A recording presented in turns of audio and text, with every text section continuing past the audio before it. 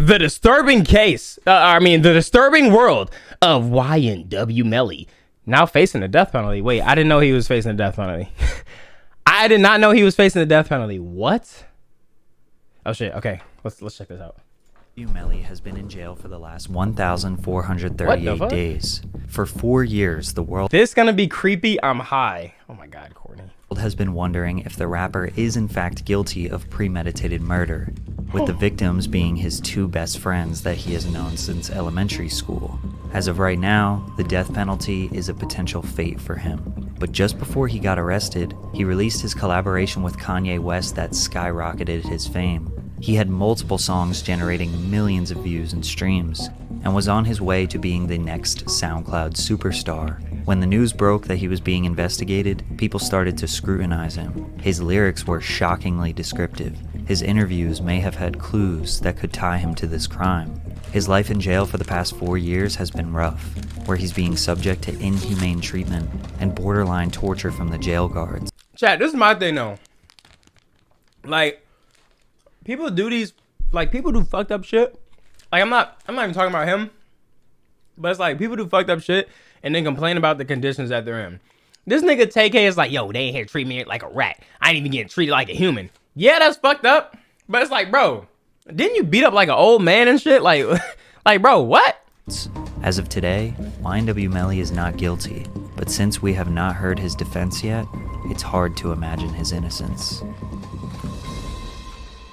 It's like, bro, I like people's music, but I don't like it so much to the point where I'm blinded and just forget, like ignore that they did some fucked up shit. Jamel Demons, yes, that's his real name, was born to mother Jamel Demons King when she was just 14 years old. The teenager and her mother raised the boy at the Orangewood Park Apartments in Gifford, Florida. In kindergarten, Jamel met his first friend, Christopher Thomas, who we now know as YNW Juvie. So then when I walk in the kindergarten room, I see him, then he just started smiling and dancing, so it just made me happy. Now I want to be here. Since his mother was so young, they moved around to various projects up and down eastern Florida. He still doesn't know who his father is. Jamie says her son was a great kid, quiet, smiley, loved to sing and dance, but Melly admits he had a dark side to him, one that he discovered when he was just 9 years old. He had a little couch with a whole bunch of toys and shit under it, and like I seen a toy gun. I was just playing with that bitch like pew pew. Then Melly discovers his uncle's real gun. When I rolled, I hit my head under the couch. When I hit my head under the couch, I stayed there for a little bit. I seen some shit shining. It was a 22 revolver, a real gun. I'm a kid though, so I just walk out the house and I shot that bitch. And I couldn't hear out my ear for like a week. But then I was like, damn, this is a real gun, you know what I'm saying? If you up that bitch at a nigga and bust his ass, that's his soul in that. Like, it's death in this motherfucker, you know what I'm saying? All I gotta do is up this motherfucker in your ass, just you disappear, bitch. Real shit, bro. I like how them bitches look, for real. I'm in love with them bitches. Before Melly was 10 years old, Did you hear that? Did you hear how he described it? When you up that bitch, that's a nigga's soul in here. Like, that shit's hard as a bar, but this is just a regular fucking interview. That was just a regular fucking interview. he was infatuated with the power of having a weapon. In 7th grade, he brought a very large knife to school and threatened to unalive himself and another girl. It's pretty clear this young man was very deeply disturbed at a young age. Shifting his focus towards music was productive for him. In 8th grade, he recorded his first song. Niggas be tripping, but never be body. You keep talking all this shit and I'm a happy rockin' Prada. You's a punk nigga. Yo, Dante, I swear I'm up next, man. I'm different. The shit that you about to hear, bro, is something you never heard before. Be tripping, but never be body. You keep talking all this shit and I'm a happy rockin' Prada. You's a punk nigga. In 2015, YNW was formed. Jamel went by Melly, Christopher went by Juvie, Anthony Williams went by Sack Chaser. The rap crew started releasing music consistently on SoundCloud in mid-2015 and quickly gained support from their classmates. But at the start of 10th grade, Melly caught his first case for firing a weapon at 3 upperclassmen in a school zone. Demons was charged with 3 counts of aggravated assault. What? assault with a deadly weapon and 1 count of discharging a firearm in public. This got him expelled from school and locked up for 1 year at age 16. It was during this time that Melly decided to take his music career very seriously, so he got to work. I just call sometime I'll be home soon. It won't be long, I promise. I will be okay. Clearly, Melly had a No, that shit was so good. That shit was so good. I got to hear the whole thing. Chat, what's that called? I'm home. I'm sorry. No, I'm crying. That shit was so hard, bro. Please don't you cry, I'm sorry. I just call sometime I'll be home soon. It won't be long, I promise. I will be okay. Just wipe those tears off of your face. I'm sorry. I won't right my wrongs. I'm guilty. Lord have mercy, please forgive. It's like such a waste, bro. Please don't you cry, I'm sorry. 125 ice cold showers, 225 days I'm counting. Trying to hold on, but the time goes slowly. You about to blow my heart aches after phone calls. Bro. That is so, like, it's like the lyrics, the things that he's saying, you just really, like, obviously you feel it because he's actually living it. It's just so good, bro. Oh my God. That it just fucking sucks like that. It's like wasted though. gift. He has a very unique, raspy yet deep cadence and naturally knows how to control his Play the actual song. I'm sorry. Did I exit? I think I exited out of it. I will right my wrongs. I'm sorry.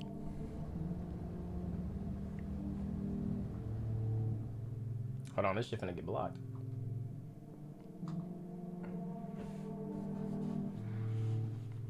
I will right my wrongs. I'm sorry. I'm counting the days I'm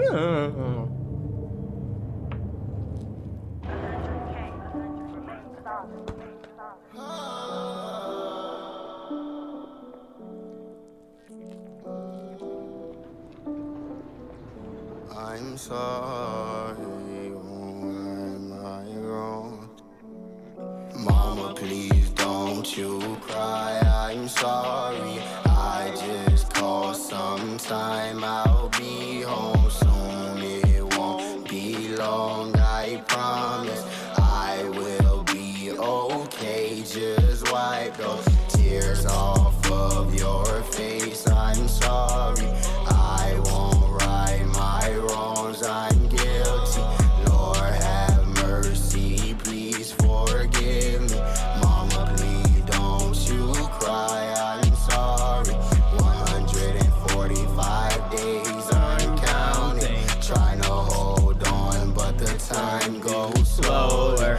225 ice cold showers, hurricane hit my ceiling, get no power. Trying to walk a narrow straight path, it's a battle. Kinda hard to walk when you're chained in shackles. My soul bleeds through these four walls.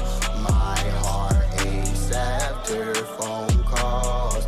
Mama, please don't you cry, I'm sorry. I just call sometime, I'll be home soon. It won't be long, I promise. I will be okay, just wipe those tears off of your face. I'm sorry. Oh my God, why do they always aim it at themselves, bro? I'm guilty. Lord have mercy, please forgive me. Mama, please don't you I'm sorry. Give you my heart that's filled with pain. Give me my freedom. See, it's like, bro, Take off these shackles, they hurt.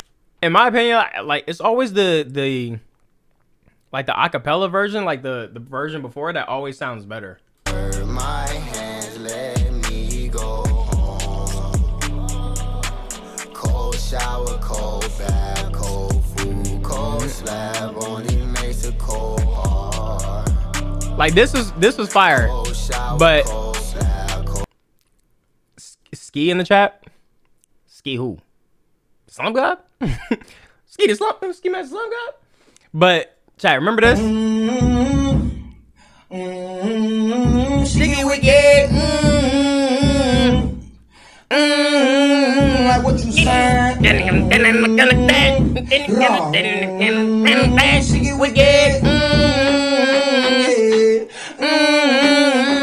I heard they catching bodies from mama, like what you saying. On shit about no streets and no plugs, like who you playing. I feel like with my nigga, let's say about what we had. Ain't won't take none of your charge, my nigga, like what you saying, what you saying. Wrong. And then they put out the official song, and then they kind of ruin it, bro. And then they kind of mess it up.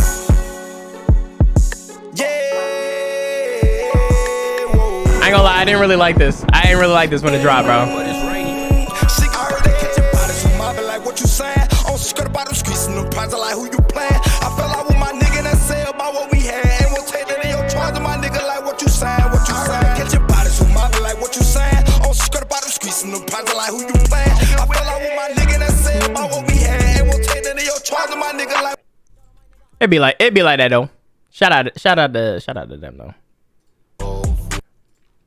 And I'm sorry. His pitch. He spent his days behind bars writing love songs and murder ballads. It's not ass. It's just you know. It's the first one. The first shit is always gonna sound better, like in people's head, because it's the first time they heard it. It's the same thing with like when people hear leaks that you're not even supposed to be hearing, and then the official song comes out and they're like, this doesn't sound nothing like the leaks. I'm like, this is ass. Well, like, bro, you weren't even supposed to listen to the leaks in the first place. So of course you're gonna say it's ass if the first thing you heard you liked, and then they changed it up. Stupid ass niggas. You know I love it when I'm next to you. Riding through the 772. When he got released around October of 2016, he released his track 772 Love, which gained a lot of local support and some online buzz. He then previewed another track that he wrote behind bars that would end up changing his life. I ain't get to roll no weed. I ain't get to roll no switches. I was locked up on Christmas.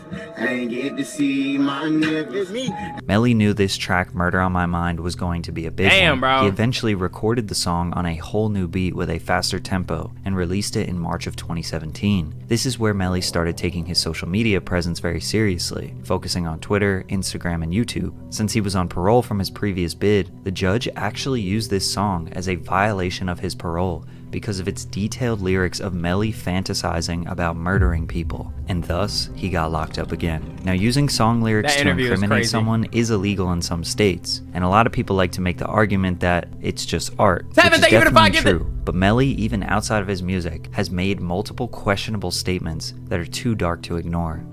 It was during this second confinement where he really started to generate a following. It's unclear how much time he spent locked up, but he was now 17 years old, and around October of 2017, his team was promoting a #free YNW Melly campaign. His family and friends even produced and filmed an entire music video for his song 772 Love, which now has over 40 million views on YouTube. Upon his release in March of 2018, he was starting to explode. He immediately dropped a music for Melly the Menace and did a number of live performances in Florida. God damn, man. His fame was leveling up. He released Blue Balenciagas, which would go on to do 70 million views, released a track called Butter Pecan, and he was traveling around the country and enjoying his freedom. All the while, Murder on My Mind was generating millions of views, and rap fans around the world were catching on to the YNW Melly wave. In fact, a lot of artists like Young Thug, Lil Durk, T Grizzly, and Uzi were big fans of Melly before most other normal fans caught on. He was a lot of artists' favorite artist. Right after his 18th birthday, he got arrested again for possession of marijuana, possession of weapon or ammunition by a convicted felon, and drug paraphernalia. Cortland Henry, aka YNW Bortland, Melly's longtime friend, was also arrested for possession of a weapon or ammunition by a convicted felon. They both posted bonds and were released the following day. With murder on my mind exploding, it was time for him to Oh shit, Danielle just texted me. She said, not you egoed him. Bro, I didn't know that was a real ski.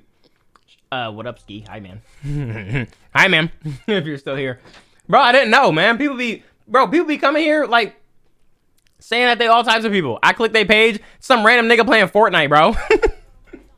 It'd be some random nigga playing Fortnite, bro. Record a music video. And we told you. You know what else you tell me? Y'all know what else y'all tell me? Y'all tell me that celebrities die randomly. Y'all randomly spam that a celebrity died. Or you say, yo, check this out. Look at what happened. And then guess what happens? You got jebaited. Jebaited. You guys are unreliable. You guys are the chat who cried wolf. I can't believe anything you say. It's too graphic for me to even show. But he visually depicts the aftermath of a crime scene where he shot a friend and the friend slowly dies in his arms. Damn. These lyrics have been psychoanalyzed, and even though he wrote this song many years ago, the song may have shockingly foreshadowed real events. I didn't even mean to shoot him, he just caught me by surprise. I reloaded my pistol, cocked it back, and shot him twice. His body dropped down to the floor and he got teardrops in his eyes. He grabbed me by my hands and said he was afraid to die. I told him, it's too late, my friend, it's time to say goodbye, and he died inside my arms. In his first interview with No Jumper, his whole demeanor was strange, but he revealed something very interesting. So what you got tattooed on your face? Tell me about it a little bit.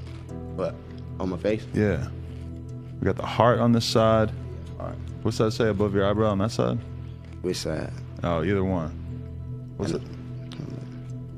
No, I got Sat Chase right here. That's my brother. That's my twin. Okay. I got Juvie. Juvie? My brother. Just a lot of your friends who passed? Yeah. Nah, them my niggas right there. Oh, okay. My brothers right there. My bad. I wouldn't get none of my friends tattooed on my face until they died. Yeah, nah. I'm not a good friend like you are, apparently. Nah, this shit for life. So Melly has his two best friends' name tattooed on his face. These types of tattoos are usually to commemorate lost ones, but in this case, they are alive and well for now. As Melly was finishing up his album We All Shine, one of Kanye West's writers, Sci-Hi the Prince, showed him Melly's music. Ye flew him out to LA to work on music, and when he got there, they had a pretty funny first meeting. That was crazy. I was eating a pickle in his refrigerator. When I turned around, Whose pickles are these? all I heard was, who pickled them is? Then I was like, oh shit, that's Kanye, what the fuck? Then he was like, hell yeah, how long the pickles been in there? I'm like, I don't know. I smashed that bitch. Then he came and he was like, nah, I'm not gonna touch those. So Melly, his manager 100K Track, and Kanye are in the studio for 2 hours listening to music until he asks Melly to play some of his songs. And this is what happened. Then we play Mixed Personalities and he goes crazy. He's like, bruh, this is me, this is Ye, this is Kanye, this is Yeezy, this is me. And he's like, I'm like, damn. So me and Melly looking at each other like, damn, he fucking it. He like, bruh, I want to jump on this. This is me, this right. is Yeezy. He said, I want to jump on this. But then after I told him no, he was like, damn, why? I was like, because we about to drop it, we're in the process. He's like, bruh, whatever I got to do, I get it done, like to be on the record, like, cause this is really me, like I'm feeling a connection to it. Kanye resonated with the Mixed Personalities track, most likely because of his struggles with bipolar disorder, which Melly also admits he has been diagnosed with bipolar disorder. They came together, filmed a music video with Cole Bennett, and it would ultimately get released. This is only the second SoundCloud artist that Ye collaborated with, before Donda. The other one was Lil Pump. So Melly just secured a ticket to superstardom with that feature. But just when things were looking great, a very, very dark day was around the corner. Damn, bro. On October 26th, 2018, YNW Bortland, whose real name is Cortland Henry, shows up to Memorial Miramar Hospital with 2 dead bodies in his car. The victims were both on the right side, front and back seat. They were the bodies of Anthony Williams, aka YNW Sack Chaser, and Christopher Thomas, aka YNW Juvie, Melly's 2 childhood friends. The vehicle had 8 shots on the right side and 1 through the back window. The police asked what happened, and Bortland said they were victims of a drive-by shooting. He said he left the New Era recording studio in Fort Lauderdale, drove west on 595, then south on 75, and exited on Miramar Parkway heading west. He said on Southwest 160th, a vehicle passed by on his right side and started shooting. He ducked down to avoid being shot, and when he sat up, he saw his friends bleeding out, so he drove to the hospital, which was conveniently right around the corner. After this report, the detectives and officers shut down the crime scene and walked 12 blocks on foot. Not a single report of gunshots, nor evidence of a shooting was found. Bortland was tested for gunshot residue on his hands but came back negative. The roommate, Dontavius Withers, of Sack Chaser and Juvie, was questioned by the police since he lived at their last known address. He said there were 2 cars when they left the studio, a gray Jeep, which is where the murder took place in, and a red Mitsubishi, which Withers said that he and Melly were in. He said he went straight home and found out later that his roommates were dead and didn't know where Melly was. But I got confused. I got confused because I shut up. I got confused because I never actually heard someone named Dontavius. I've literally never heard that name before. He said there were 2 cars when they left the studio, a gray Jeep, which is where the murder took place in, and a red Mitsubishi, which Withers said that he and Melly were in. He said he went straight home and found out later that his roommates were dead and didn't know where Melly was. But it was later proven that Withers lied about the situation. Before police showed up, he was with Melly at Fredo Bang's house. Withers changed his story and said that Melly was in the Jeep when they left the studio, but then got into the Mitsubishi around Sheridan Ave when Withers Snapchatted him to pick him up. Police obtained— Wait, Demons? Who's Demons? Or Demons? Wait, I know that's not Melly. His name is actually like ain't no way. Security footage from the manager of the recording studio, which proved Melly left in the gray It is, Jeep. you were not He listening. got into the back left seat. Remember? Bro, all I heard was Dontavius, and then I lost.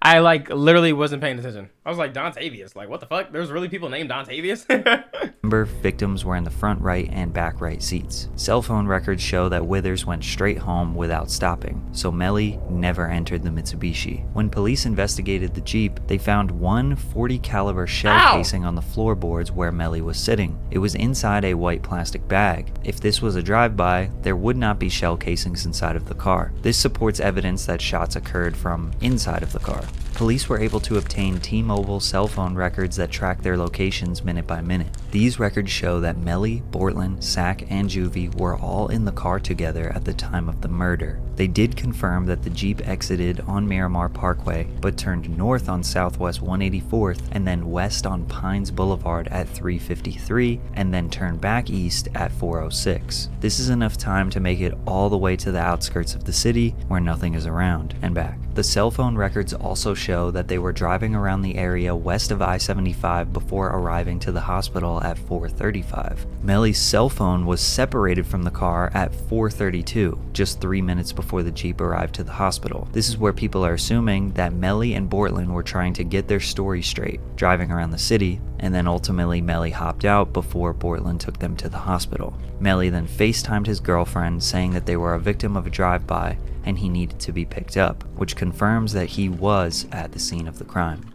So police knew that there were a lot of conflicting statements from witnesses, and even some straight-up lies. They needed to conduct this investigation immediately. The next day when the news broke, YNW Melly took to Instagram and Facebook to grieve publicly, claiming that "they took my brothers from me over jealousy." Melly proceeded with his career as usual. He released a documentary on his YouTube channel on December 4th, which featured Sack Chaser and Juvie, and a little bit about how close they were growing up. It also featured a section about how obsessed with guns Melly was. At the end of the documentary, it stated that 4 days after the completion of this film, YNW Melly and his friends were a target of a drive-by shooting. Then the Genius video dropped of Melly explaining the lyrics to his hit song Murder on My Mind, where he describes his love for guns and says he isn't a human murderer. It's a murderer. I murdered a and I murdered a beat.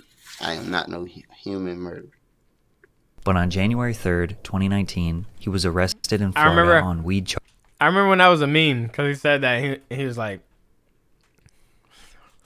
But on January 3rd, 2019, he was arrested in Florida on weed charges. His sinister smiling mugshot went viral. Just 3 weeks later, while he was still locked up, mixed personalities dropped with a Lyrical Lemonade video. This was a huge moment for Melly and Cole Bennett, as Kanye was the first veteran superstar rapper he had worked with at that point. The song went mega viral, and Melly's fame exploded. This was the first time a lot of people have heard of him. He was about to become a mainstream artist, but on February 13th, just less than a month later, the investigation concluded, and a warrant for his arrest for the murder of his 2 friends was now official. He immediately turned himself in despite claiming his innocence. 2 weeks later, the evidence against Melly was released. Police discovered that YNW Bortland lied about where the crime actually took place. The police used a canine to investigate the crime scene on Southwest 160th Street, which is where he reported the drive-by happened, but the dog found nothing. Officers then investigated a more rural area that they thought maybe was the crime scene, and the canine found some evidence. The dog discovered 8 .40 caliber shell casings and 2 types of glass that matched the front passenger and rear passenger window of the Jeep.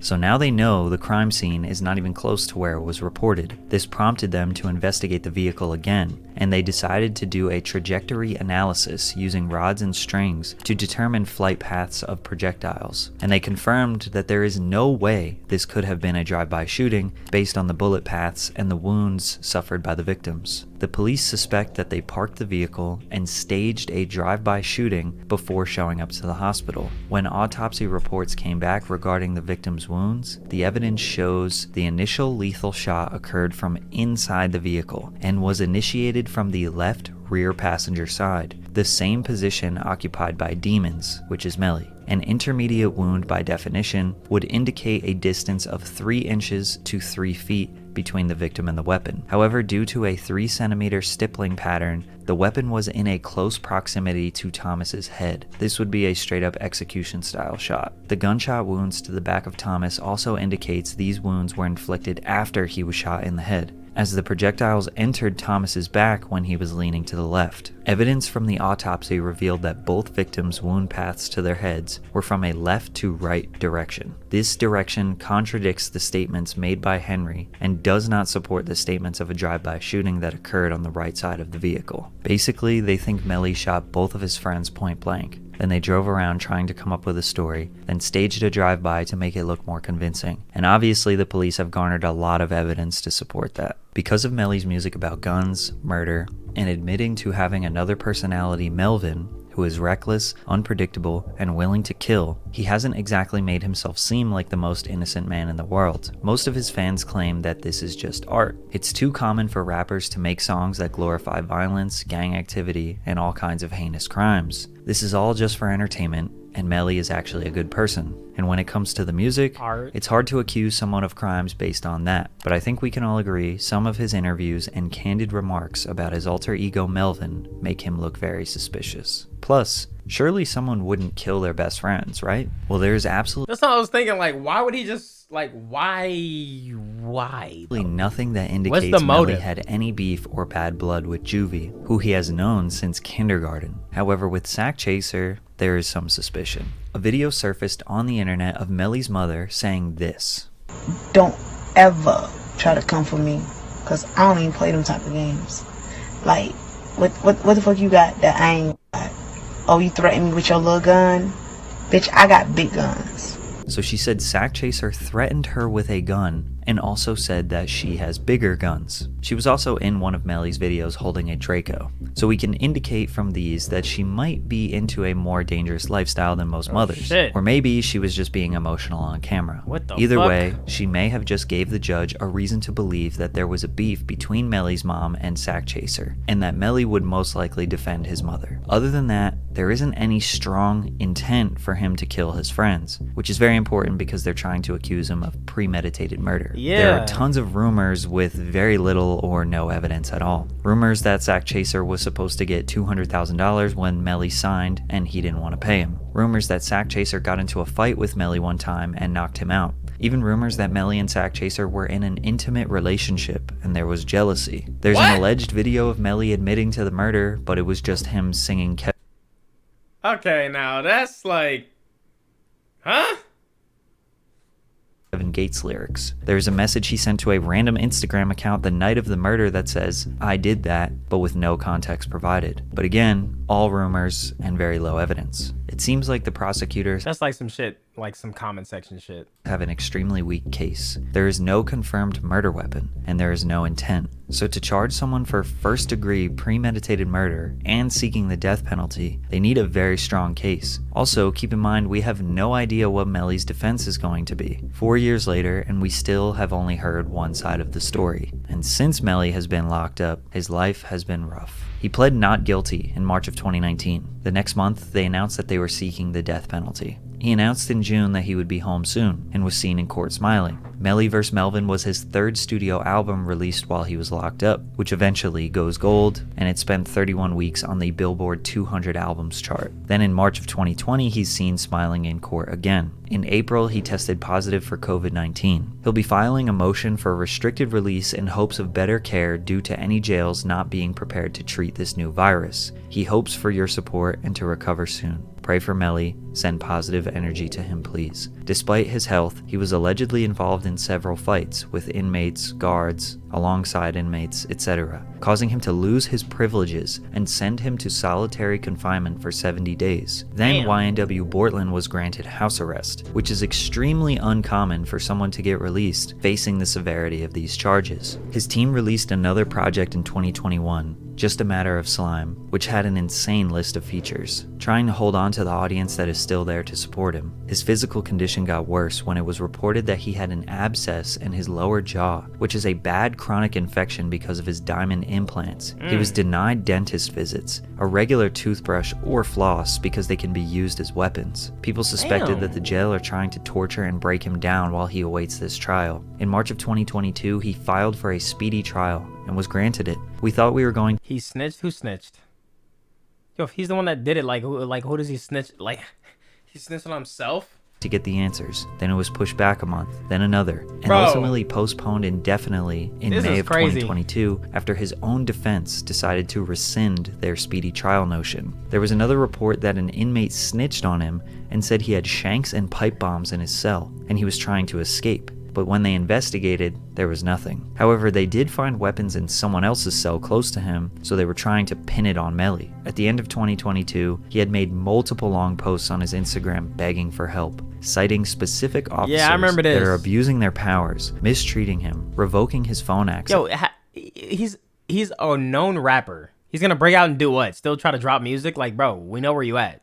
Only letting him out of his cell for 1 hour a day, watching his every move, threatening to beat him up, and making sure his family never hears from him, cutting off all his communication with others and straight up torturing him. These Instagram posts let us know the type of inhumane treatment that YNW Melly is facing right now. This man tagged Kim Kardashian. Now, reminder, he has not been found guilty of anything, so this treatment is definitely excessive. Going into 2023, we still do not have a trial date. 4 years, Melly has been behind bars, waiting to know his fate. The prosecutors have 600 pages of DNA, ballistic evidence, witnesses lying, Melly's own suspicious statements on social media, but they don't have a murder weapon, they don't have intent, and apparently they don't have anyone willing to testify against him. If Melly did this, it would be considered one of the most heinous crimes in rap history, but we don't know what his defense will be.